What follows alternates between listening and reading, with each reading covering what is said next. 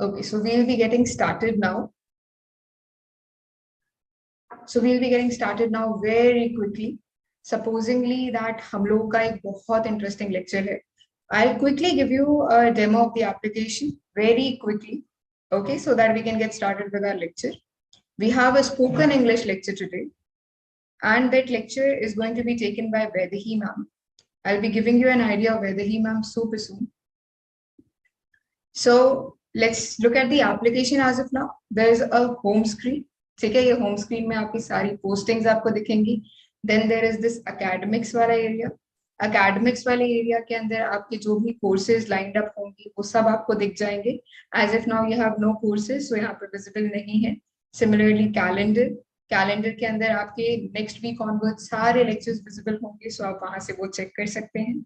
Student world के अंदर आपको ये पूरा कैलेंडर दिखेगा जिसके अंदर आपके नेक्स्ट वीक ऑनवर्ड्स पूरे मंथ के शेड्यूल लाइव लेक्चर आपको मिल जाए. ओके, सो आप वो सारे लाइव लेक्चर्स यहाँ से एक्सेस कर सकते हैं, उन्हें अपने कैलेंडर में ऐड कर सकते हैं ताकि आपको नोटिफिकेशन आ जाए लेक्चर से पहले. देन वी हैव वाउचर्स के अंदर you have all these reward points के थ्रू जो भी आप कूपन्स अर्न कर सकते हैं. देन वी हैव कोर्सेज जहाँ पे आपके सारे टीचर्स के through guided important questions, quizzes, test material है जिसे आप यूटिलाइज कर सकते हैं. And then finally we have categories जिसके अंदर बहुत सारी फीड्स हैं फोकस्ड आपके ओवरऑल डेवलपमेंट के लिए. And all of this content is for free. Okay, so make sure that you utilize all of this content. You download the Octopod Studentink app. So today we have, as I told you, we have a spoken English lecture, and as you already would have seen in the title, and spoken English is one of the things जिससे हम लोग सबसे ज्यादा डरते हैं. So आज उस fear को overcome करते हैं. Okay, so today we have with us Vedahi ma'am. Vedahi ma'am has already taken certain lectures with us before. Vedahi ma'am is a very renowned educator. She has been working with the company called Nexul, and Nexul is a very renowned institute out there in Mumbai जो आपको spoken English, public speaking से related सारे topics को cover करके आपके overall development पे focus करता है. And Vaidehi ma'am herself is a certified educator जो सारे ग्रेड्स को पढ़ाती है, and she even has international certification. Okay, so I am not going to take any more of your time. Vaidehi ma'am, over to you. Thank you so much, Lakshita. I'm glad you're hearing to your words. Okay, thank you. All right. Can I start? Okay. Hello, everyone. My name is Vaidehi, as you know all, and I am a trainer at Nexu. Okay. Today we'll be doing spoken English intermediate session. All right. So do you know what's intermediate? Like we have 3 levels. We have 3 levels in spoken English. The first one is elementary. Then we have that, we call it as a basic level. Then we have intermediate. Then we have advanced. So spoken English courses are offered in like 3 to 4 levels in Nexul. So please surely see to it. Thank you. So let's begin. So anybody know what is the important elements of spoken English? Have you ever thought what is spoken English? Like anytime, like have you given a thought what is spoken English exactly? Why we give a huge privilege to the spoken English? Why is it so important for us? And why do we study it? Anything? Do you know what are the factors especially which make the spoken English look so proficient? Can you think of it? Okay, I have displayed one for you. What is it? Vocabulary. Exactly. Vocabulary, I can say, is the first and the foremost important element of spoken English. If you don't know the words, how would you speak into sentences? How will you be able to converse or communicate with someone else, right? So we should always see to it we know the proper vocabulary for the right communication or for your right school examination or maybe any conversations. All right.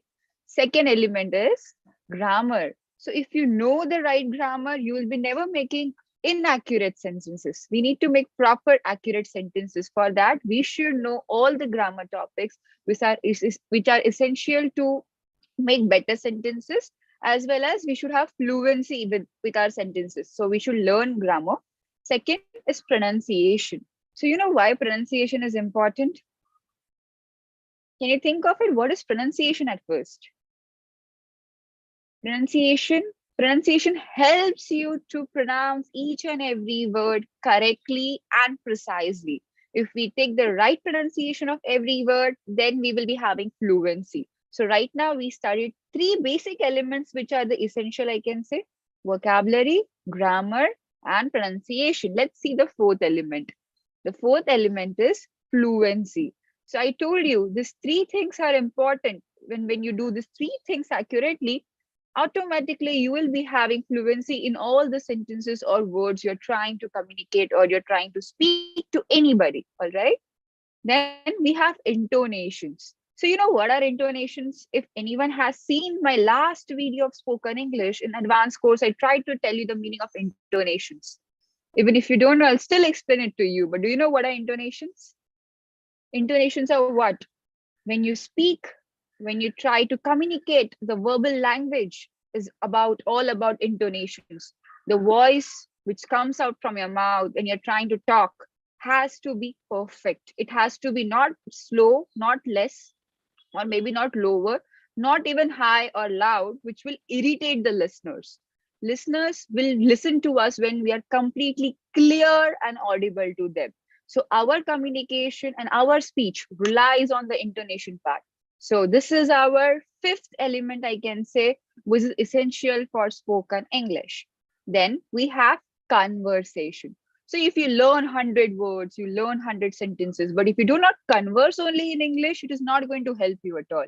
So for a better and clear communication, whether you know write English or not, whether you're able to talk to another people, or whether you're able to write properly, you should maintain a conversation with someone, maybe your friends, maybe your siblings, parents, relatives, teachers, okay? So in your neighborhood, whoever knows to speak English, converse with them. Though you're not so confident, though you're not sure about your words, try to have a conversation. Even though you might spell some words wrong or your pronunciation would not be up to the mark, but it doesn't mean you will never stop communicating. The more you practice, the more you converse, it is going to help you to develop your English. Okay. So we do not just go from elementary basic level of English towards the intermediate and the advanced. We have to see to it we are practicing, developing our vocabularies, we are learning vocabularies, making sentences out of it, using them in our conversation, and then enhancing it to the level that we feel confident while speaking to anybody, right? As English is the most spoken language all over the world, we should know it. A basic communication with a foreigner or maybe anybody out there, if you go from another state, from one state to another, you should know to have at least one language. Okay, it may not be our national language, but we should know this as an international language as it is recognized all over the world. Next, practice. So as I told you, you know the elements now. I told you we have elements like vocabulary, grammar, pronunciation, fluency, intonation, which are essential for right spoken English. But if you do not practice it, if you do not make conversation with anybody, it's not going to help you, it's not going to profit you. So I will strictly tell you to please practice. Whenever you read a vocabulary, make at least 2 to 3 sentences with each of the vocabulary. Make a note of it, make a good book, maintain a very good book which will help you to just not just speak, but you'll be noting down every other sentences, grammar topics, vocabularies, which will help you to remember, and you will even remember the words very quickly because you have made sentences with them. So do try to do the writing practice of spoken English words. Okay.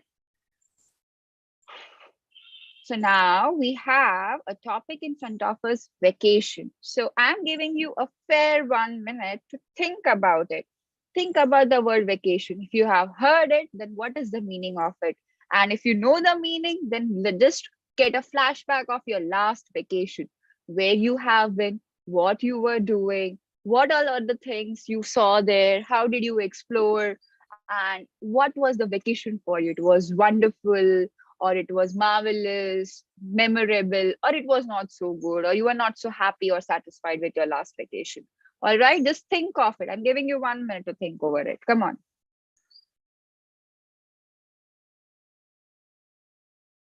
So anybody who knows the meaning of vacation can write in the comment box. I would like to read what is the meaning of vacation according to you. Some might write journey, some might write trip, but what? We make a trip to go a place. We do sightseeing. We try to visit a place, spend our time there, and we see to it that we are relaxing. Usually, we go on a vacation for our leisure purpose. Leisure means our free time or relaxing period, I can say. So let's see what is vacation now. So anybody, do you remember your last vacation now? Now, I'm having a question for you. All right. My first question says, do you like exploring new places? Explore as in to go around, see new places, visit the nature, see the mountains, see the snow, or else you might even go to places like forest, whatever is your choice. But do you like exploring new places or you just like to go around one place? In case someone might like beach. So that person will prefer to go more of beach places. He will try to explore the different places where they have beaches or there would be an island, something connected to the beach. So anyone has different choice. Everyone has a different choice. So see to it what your choice it is, or you like to explore all the places, all the scenic beauties. Can you write your answers on the comment section, please? Okay, let me wait. So I like to explore new places. So I see to it, I'm trying to explore around by visiting mountains. I might even like to go to beautiful villages, which are countryside. I even would prefer to go around the snow areas, forest areas. All right. My second question to you is now, what do you prefer more? An adventure holiday or a relaxing holiday? What do we mean by adventure holiday? Can anybody tell me what do we mean by an adventure holiday? Come on, please tell me what do we mean by adventure holiday?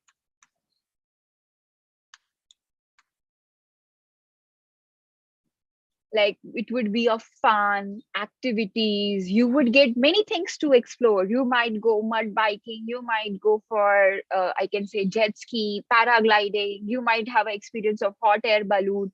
You would go to places where there would be such beautiful scenery, and you will be traveling through, I can say, cable car. From the sky, it will be connected. You might even have zip lining. So there are so many places which offer adventure activities. So do you like to go on adventure holiday where there would be a camping site or you have to do mud biking, anything? It could be anything, but it would all have adventurous activities to it. The second one is relaxing holiday, where a person just prefers peace and serene nature. So what the person does, he'll go around, he'll have a very good place for him. He'll just eat, sleep, relax, see the nature, stay calm, maybe try to just, stroll around the place and see to it that he feels relaxed. The main purpose of a relaxing holiday is to just calm yourself and enjoy out there. So, what do you prefer now? An adventure holiday or a relaxing holiday? Come on, tell me.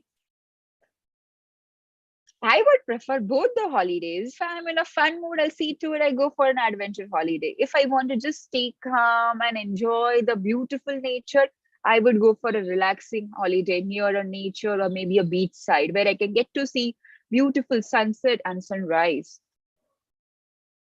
I hope I'm being clear about the topic of vacation. And I think you must be thinking about it and trying to make sentences out of it or trying to express your emotions on the same, right? Okay, now I'm going to show you a few vocabularies, okay? Let's read them one by one. And then I would like you to make sentences out of it. Though I will help you, I'll give you one sentence, but even you should make one sentence out of it, all right? Let's note it down. My first word says peripatetic. What is the meaning of this word? The meaning says traveling from place to place. That means a person who is fond of traveling. He'll never just sit and relax at one position. He'll prefer to just go from one place to another. He will see to it that he's traveling and exploring places, getting knowledge about it, knowing the places. So for that person, or for that, we can say maybe a travel journey, we would say peripatetic. So I would say that, let's say, okay, I'll say Jimmy is peripatetic. He never likes to stay at one destination. He sees to it he's traveling different destinations in 1 year. All right. Now I'm giving you 1 minute to think of it, and you can make a sentence on the same. The word says peripatetic.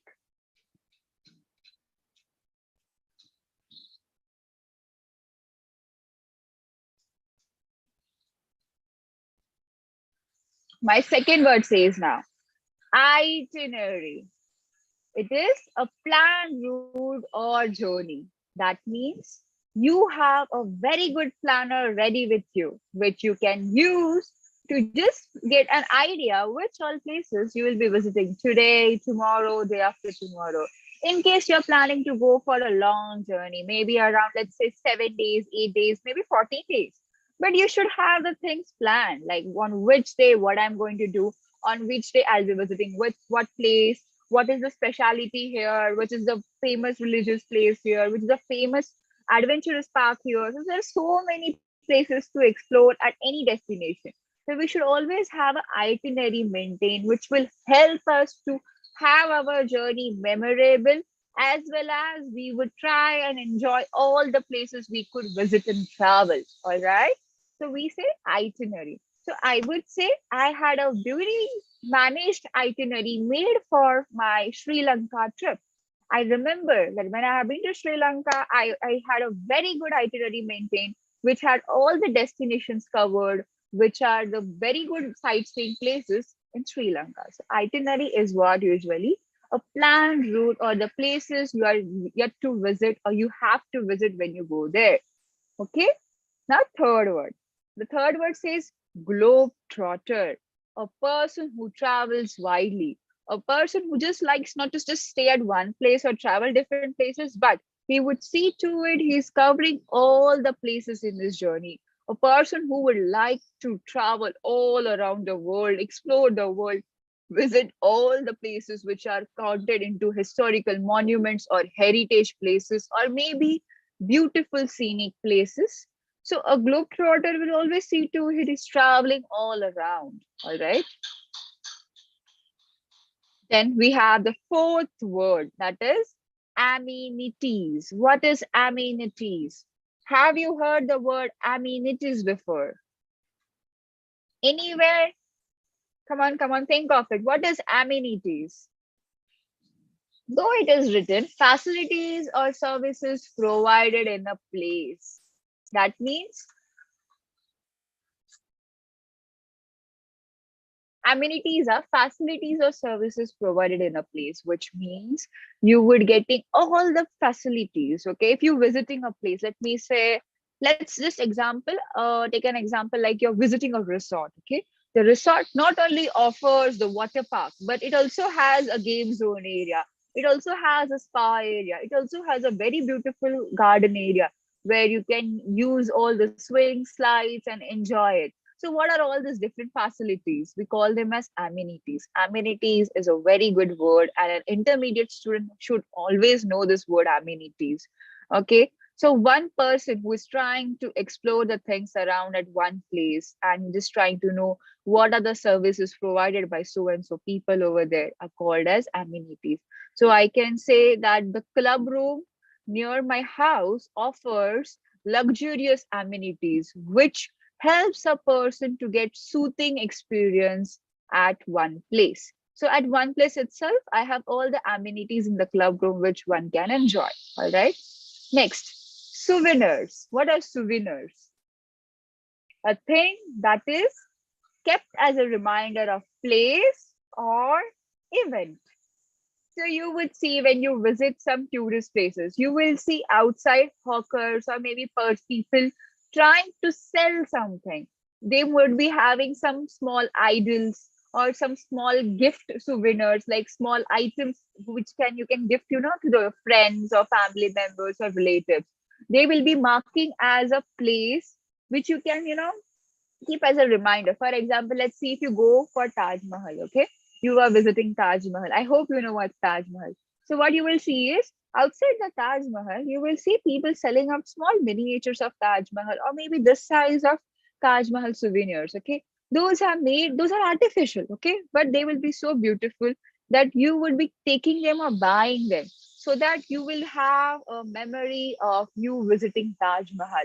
Same way, even for another heritage places or museums, or I can say historical monuments, you will see people selling, selling the souvenirs outside the place, so that the tourist or people like you, like we are the tourists who visit there, so who are trying to visit there, they buy it and take with them back to their home, and then they keep it in the shelf of gifts, or maybe they can keep on the shelves of, we try to keep showpiece and everything. So there also you can keep it and preserve. And so whenever you see there, you'll keep a memory, you'll feel the memory that yes, I have visited to so and so place.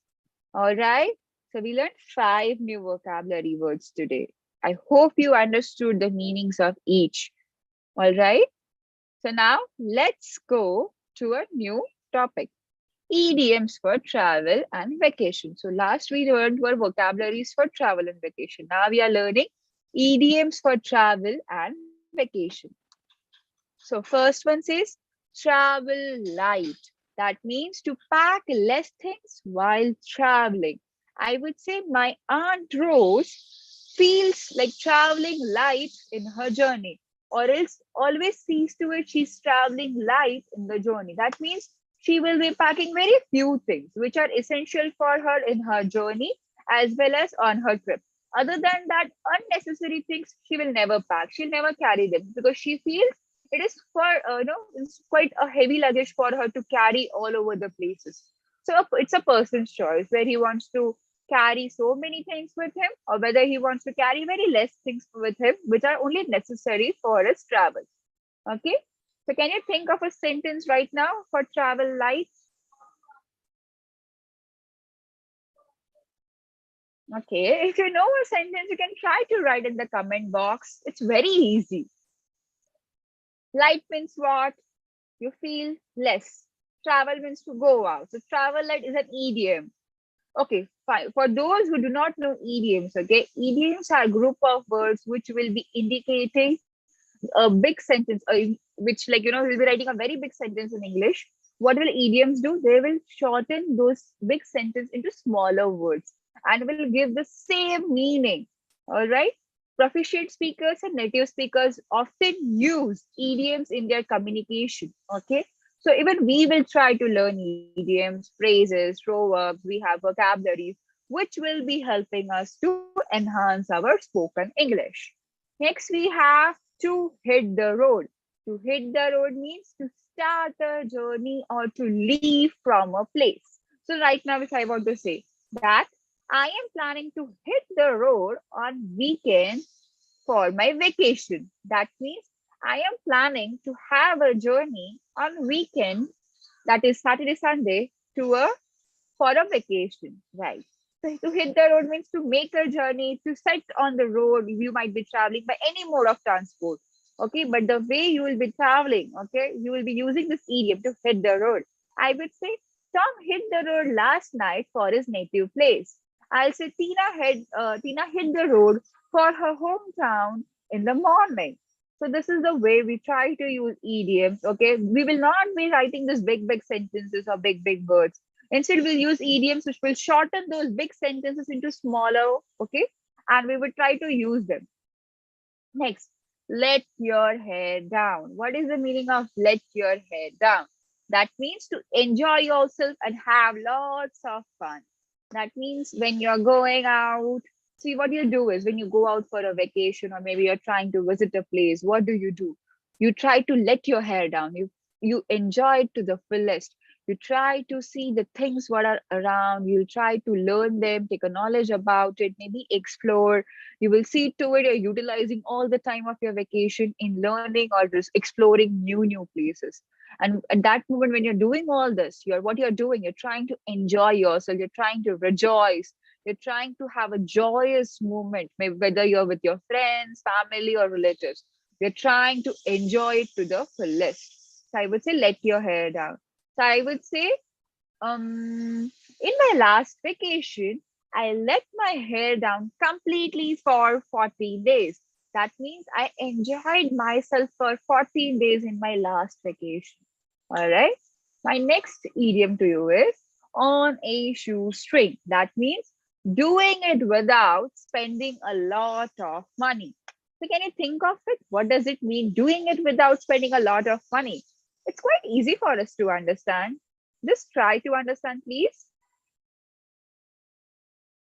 Yes, you would be trying to do a lot many activities, but in lesser cost. Maybe you will be not spending a lot of money the way you always spend at some places. You might be having feeling like it's a pocket friendly. All right, pocket friendly as it you're trying to have things in lesser cost, but you're trying to even enjoy in that later in the less cost. Okay, on a shoestring. I would say that I went to the Disney. Okay, I would say that I went to the Disneyland on a shoestring and had wonderful trip there. So I mean that when I went to the Disneyland, I enjoyed everything there in lesser cost, as well as I had my rejoicing moments there. All right, understood the four idioms you would like to try, then you can make a note of it. If you can make a note of it, try to make sentences with the idioms and the vocabularies we studied right now. So we learned 5 vocabularies and 4 idioms. Okay. Now, using those idioms as well as vocabularies, let's make some small speech. Okay. A very short speech, I can say, not so big. All right.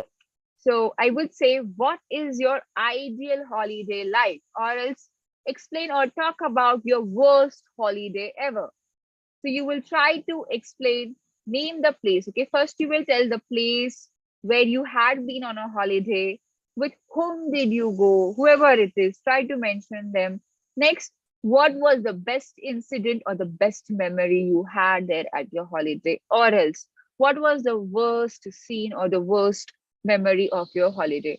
So I'm going to give you points for the possible incidents for your worst holiday as well as the possible incidents for your best holiday. So if you are planning to speak on your best holiday, please use these pointers. If you are planning to speak on the worst holiday, please use this pointers.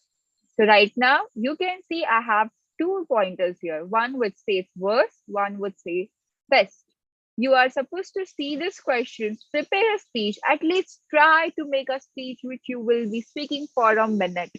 Always see to it when you're practicing spoken English, you're speaking for at least a minute, okay? A minute would comprise of around 5 to 6 sentences, I guess it's 6 to 7 sentences. So if you try to speak more than a minute, it's very good. Nobody is stopping you. But do not try to speak less than a minute. Always keep a habit when you're trying to learn spoken English, you speak more than a minute. Now, let me give you 2 to 3 minutes. Not three, but let me give you 2 minutes. Use these pointers, these questions, and try to remember your ideal holiday. If you want to talk about the worst holiday, you can use these pointers. Like maybe you would have missed your train, you would have had a fight with your family members, or maybe your friends, or maybe your siblings. It can be anything that would have made you upset, or you would that wouldn't make you so much happy about your holiday. Third thing, you did not get the accommodation as per your plan, okay? Or else you did not find the accommodation that the place you were staying there satisfactory or interesting. The fourth thing, we have the weather which you had in your holiday was not good or not so beautiful that you had your vacation completely, or I can say you had your holiday in an upset manner. Like you would be not so gracefully enjoying everything out there. You must be having so much of cloudy things that would, you would even have rain there. So the pouring rains, or maybe the stormy clouds, or the unpleasant weather would have made you so dull or maybe upset that you did not find that it is suitable for your holiday. Sometimes it happens when you go for a short holiday, you would come across that you will not find a weather which is not suitable, or you will feel that the weather is making you gloomy and dull. So gloomy means sad. So you can even feel sad when there is dull weather. You would see all is clouds. So all the sightseeing places are shut because of pouring rain. It can be anything. So think about it. And if you want to talk about the best holiday, we have pointers like it would be a first time experience, Or maybe you would be traveling first time by a good mode of transportation, maybe your own private vehicle or a plane or train, or maybe by a bus, whatever suits you. But something would have made it memorable and joyous for you. Okay, so think of it. Which was the best holiday for you? Next, the weather would have been so excellent, so astounding that every other side tour places, or I can say sightseeing places, were beautiful and you had a very wonderful adventurous trip. So think about it. What made your trip so special? Okay. Next we have is you met a person who tend to become your best friend now. So sometimes there's a chance that when you travel or visit two places, you would meet new people around, or you would see to it that you are trying to interact new people, or someone would try to interact with you and have a communication. So while talking, you find the connection, and you might end up being a very good friend or a very good best friend to each other. You would share each other's contact. You would be enjoying all the sightseeing places along with them. It can be anything. So there are many incidents which will make your holiday a very good moment or a very good memorable holiday. Or there are incidents which can be bad or worse, I can say, which will feel you or make you feel that you were not so satisfied or happy with your holiday. So think of it and create your speech for at least more than a minute.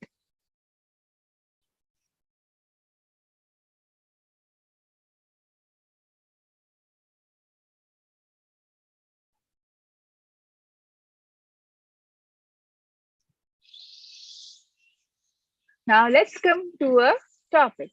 Different ways to ask someone about their vacation plans. Can you think of something? How we can ask someone about their vacation plans?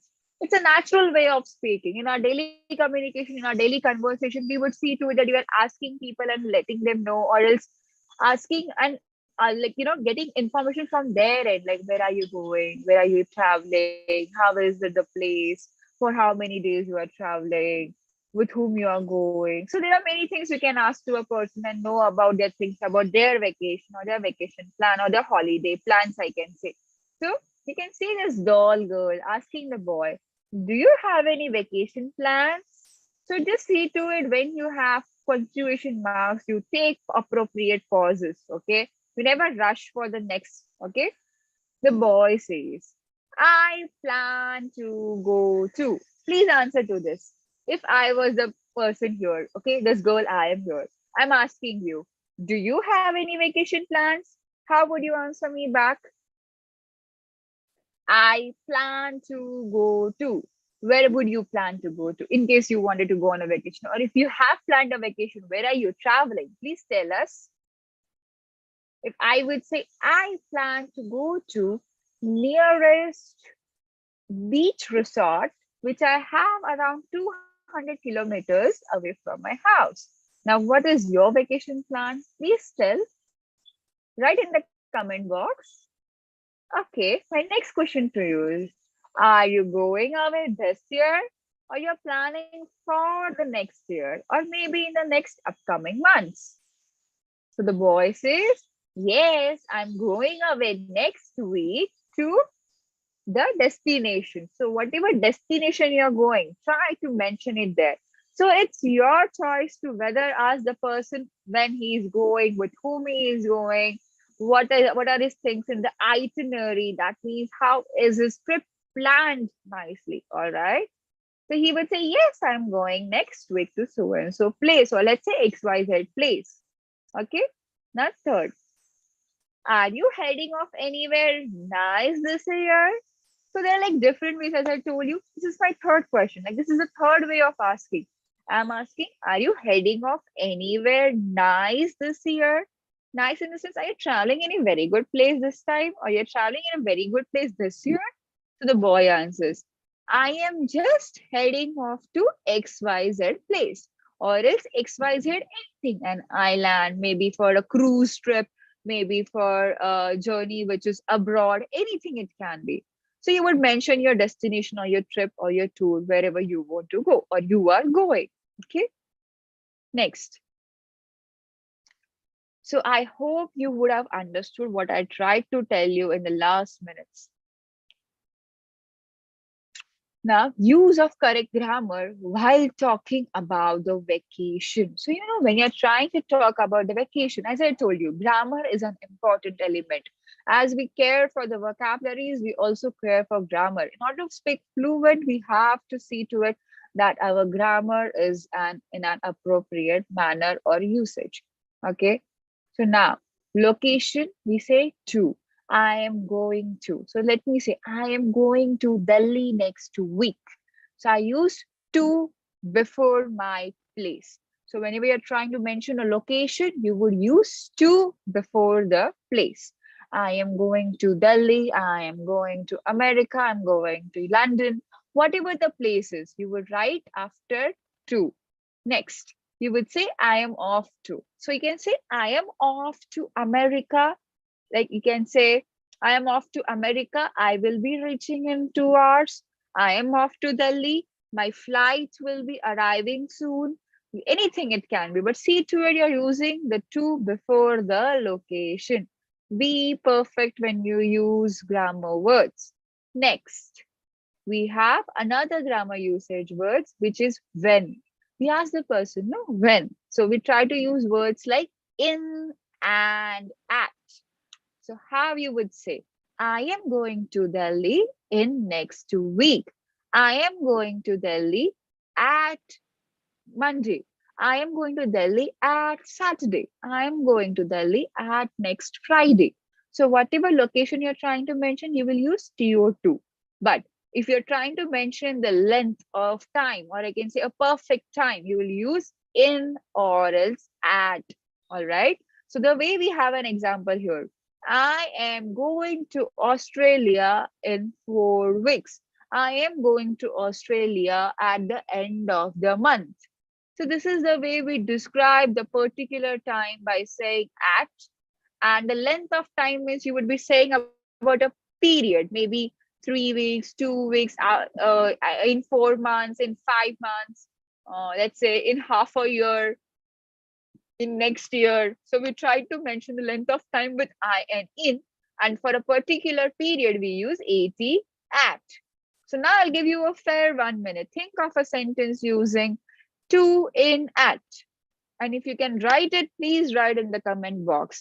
I want to read what sentence you have written.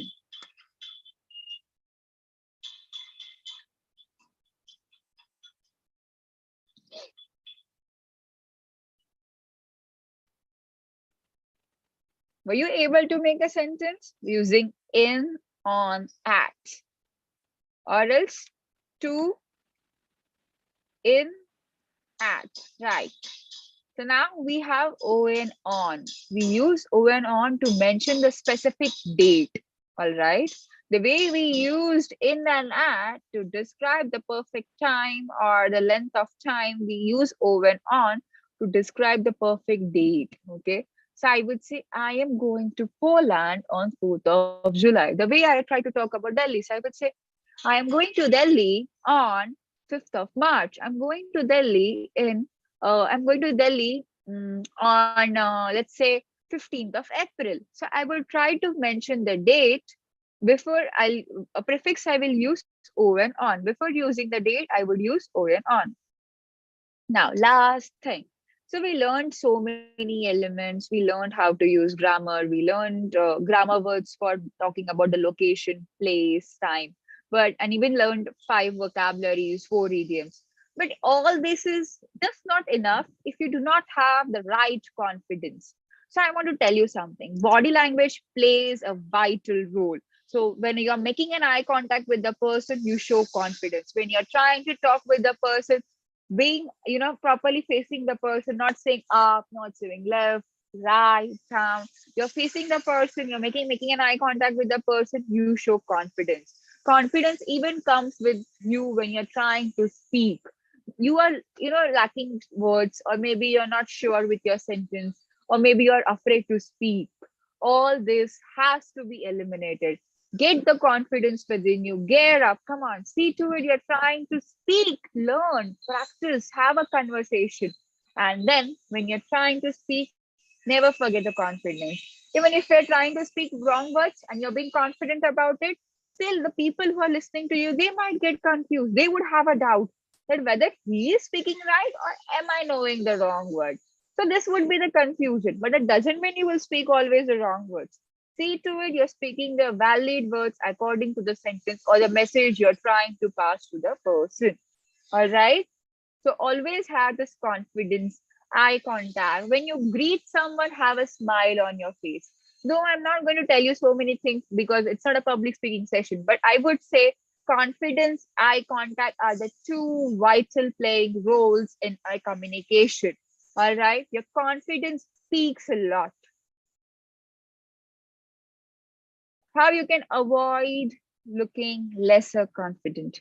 Do not do do not be pondering as in thinking and getting yourself confused, fumbled. See to it you are prepared with what next words you are going to use. Sometimes it may happen that you're not prepared. Sometimes you might deliberately speak a wrong word, or sometimes you would have a slip of tongue. Anything it can be. So it's like you shouldn't lose your confidence. You should try to have a communication. You should always be confident while having a verbal conversation. All right. So as I told you, there is a verbal communication means you're having the communication with words, and there is non-verbal communication where you do not use words, but you still try to communicate with your expressions and your hand gestures. So confidence matters both places, as well as for verbal communication, as well as for non-verbal communication. Second, do not fumble with words. Do not be confused. Do not be, just going into some another overthinking that what is the word, how I forgot it, and do not get yourself blank because of it. Say to it, you're confident, you know your words. Even if you forget the words, there are different words available for certain words. Use them and try to speak in an efficient manner, or you can say in accurate manner. Okay. If you forget, take a quick pause and begin again. Even if you forget, that doesn't mean you will just leave the place and go, or you will not speak to the person, or you'll be shy, nervous, weird, or awkward. Okay. You would take some pause, let's say 3-4 seconds. Think of it, what you were speaking. Think of the words you were trying to talk and have a communication about. So think of it and then begin again. It's like you should not be feeling less confident or demotivated. Okay. Always take yourself as a proper person and be confident and moralize yourself. The more you learn spoken English, keep on motivating yourself. It will rise your confidence within you. All right. Fine. To improve your spoken English skills, you have to practice, practice, and practice. That's all I can say. If you have the right practice, nobody is stopping you from communicating fluently like a native speaker as well as a proficient speaker. Nobody is very good, I can say, or very peculiar or particular in English words at beginning. Everybody has to learn and practice, and then he has a very good language over it. Okay. So see to it when you're trying to learn spoken English, you practice, you do the conversation nicely, and remember the elements which we learn essential for the spoken English. Always have good grammar, vocabularies, conversation, fluency, intonation. Never speak in lower voice, never even speak in higher voice. Okay, always maintain your pitch. All right. Okay, my session has been completed. Thank you so much. I am hoping that you have written your answers in the comment section. I'm looking forward to read them. And if you have any queries, you can ask. And if you want to enroll courses with us, you can join next week. Okay, we offer 3 courses: public speaking, grammar, as well as spoken English. And we have it for all grades. All right. Thank you so much. Good day to you all.